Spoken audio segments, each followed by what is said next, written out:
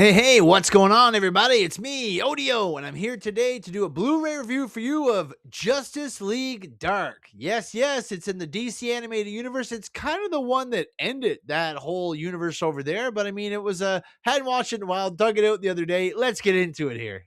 Actually, I guess the full title is Justice League Dark Apokolips War. It's actually like kind of like a sequel to Justice League Dark, but just like that one, it is living up to its title. It is very, very dark. Like, be prepared before you watch this one. It's kind of the end of the DC animated universe, but it has a really cool short on it with Adam Strange in it. It's over there. Like, I don't know where's my, yeah, there. Okay. It's got Adam Strange in it, and it shows him like on some random derelict mining planet covered with ice and snow. Sort of reminded me of the planet from Chronicles of Riddick or whatever. But I don't know what he was doing there. I was like, okay, what's going on? I don't really know a lot about his story, but he seems like a drunken loser who's always trying to solve these big weird equations. It's actually a really fun story. You get a lot of his backstory about why he's a great hero, how he got stuck there. It's crazy. This Zeta beam thing or whatever it is that hit him and transports him seems to kind of come and go on a whim.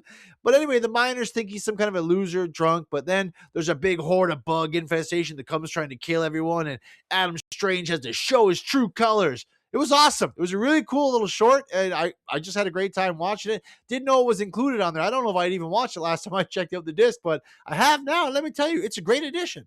That was awesome.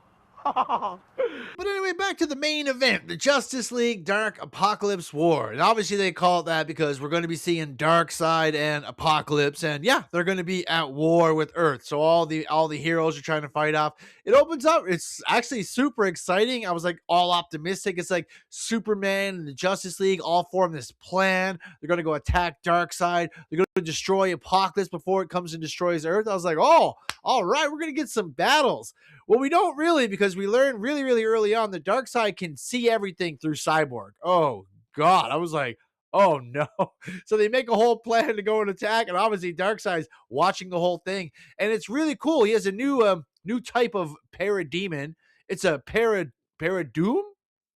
What? Yeah, it's like a combination of Parademon and Doomsday. Horrifying. What a bad thing to have to face. And it does not go well for our heroes when they end up having to face them. It kind of cuts away, and then it's just like 2 years later, and I was like, all right, okay, movie, keep your secrets.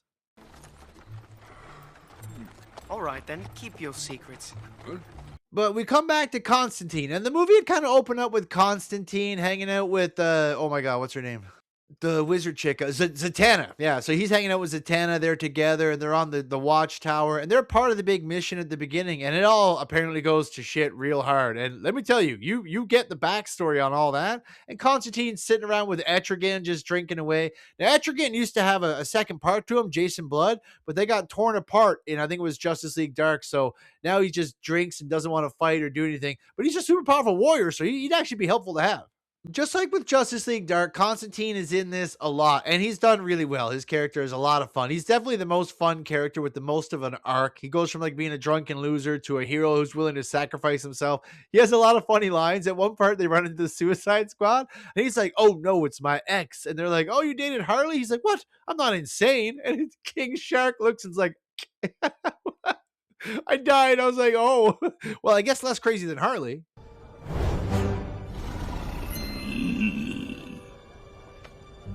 But anyway, as the story plays on, you get to see they do the flashbacks to the battle, and you get to see that Darkseid, not only did he win the fight, Darkseid has like insano punishments for some of them. He doesn't kill them. He uses Flash as like a battery. Oh my gosh, for Superman, he like tattoos him with like liquid kryptonite so he can't get his powers. His eyes glow green and stuff.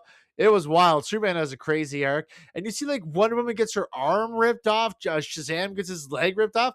It was savage. Like, there were just brutal deaths. I was not expecting it. They like stick Cyborg in the wall and stuff. Oh my goodness. Like, not what I was expecting. And the first time I watched it, I was outright horrified. I forgot it was going to be like that. I was like, oh my God, everyone's dead. What are they going to do here? What is going on? What is going on?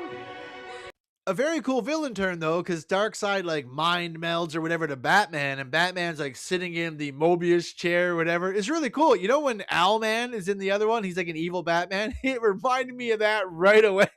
But he's hardcore villainous too. And that's why they have to go get Damian Wayne, his son. He's like the new Raj Al Ghul now, basically, and he's a couple years older and stuff. Really cool to see him and how his whole story plays out. Everything is really neat.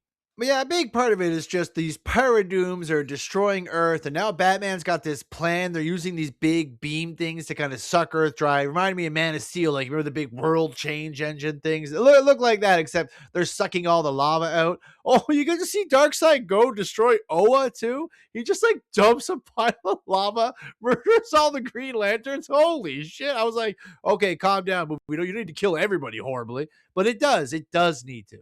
But with the Paradooms and everyone killing Earth and Batman draining it, all the villains from the Suicide Squad and all the heroes kind of all team together. They go for like one big final plan to try to like take them down and get the big win. And it's funny too because you get to see Superman actually wearing a Lex suit. You know the ones that he made to kill Superman. He's wearing one of those to go fighting and stuff because of the liquid kryptonite.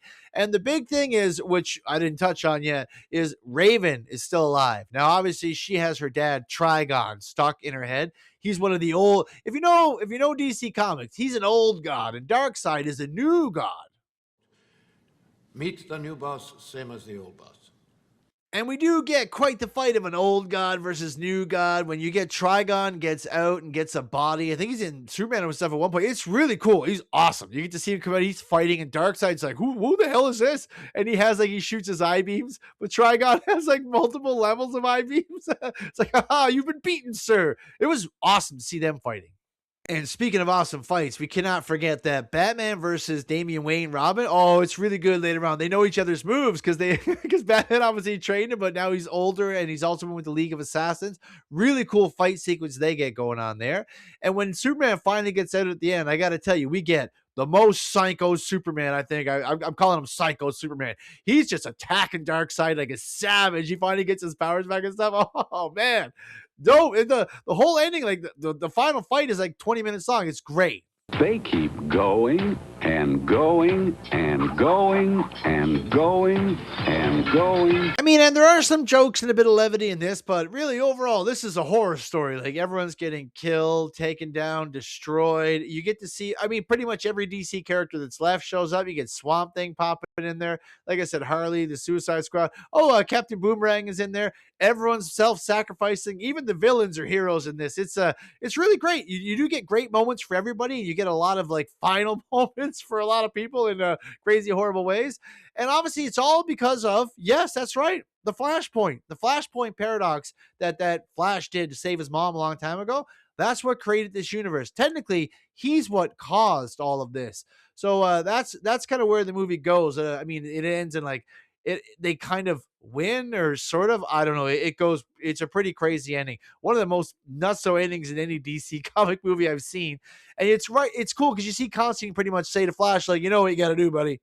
He kind of looks around. I can't do his accent. Like, oh, there, mate. You know this place is shite, right? Like we're. He's like, you're gonna have to do something. But he had promised Iris he never would go back and do another Flashpoint. But get real, she's dead. Everyone's dead. The whole place is wrecked. Wonder Woman and a bunch of them suffered a horrible fate where they were turned into these half robot machines and everything. So it's kind of obvious what he's going to have to do. But it seems like that was what they were planning to do. That was how they're going to end that universe so they could start the Tomorrowverse, which comes later on. Justice League Dark Apokolips has insane violence, crazy deaths for heroes and villains, sacrifice moments, heroic moments, and a crazy dark side fight with Trigon, Superman, and everyone else. It's got it all packed in here. I don't think you're going to see a DC movie with more deaths in brutal fashion and crazy events taking place all at once. There are some that do rival it, I know, but not all in one movie. Most of them had to be 3 or 2-parters, but they do this all in once, and it kind of ends that animated universe before we get our next sort of Flashpoint style thing happening. But overall, really good movie. I would give this an 8.5 out of 10 on the odometer. It's a great time. The animation is slick, savage. Everyone looks strong, muscular, super ripped, like exaggerated super versions of themselves. I love it. It's an easy recommend. If you can find the old Blu-ray, check it out. It is rated R, and it does deserve to be rated R because it is pretty violent, but it's an easy recommend. I think if you like these movies, you're going to really enjoy it. But thanks so much for your time, guys. Really appreciate that. Please like, share, subscribe to the video, and everybody, stay out of trouble.